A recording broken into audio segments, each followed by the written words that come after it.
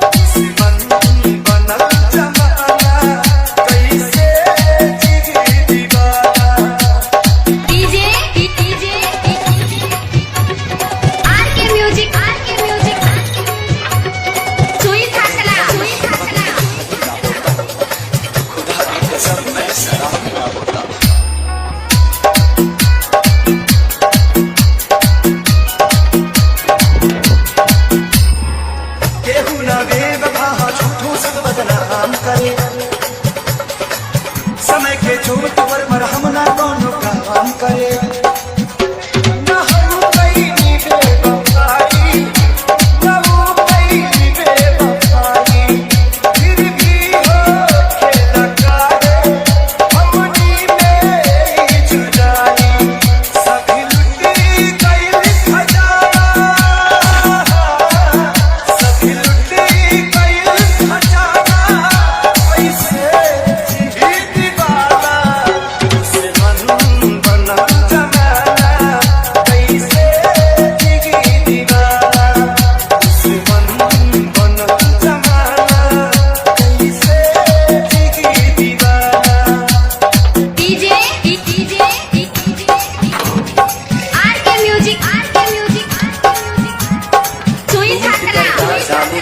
बिखर गया होता, अगर मैं नहीं पीता तो शायद मर गया होता।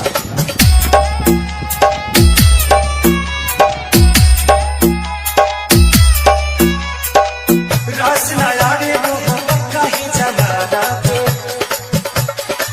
काहे का गोला पूरा हाल दीवाना पे, फुट फुट के जहरी संग पीता पी कैसे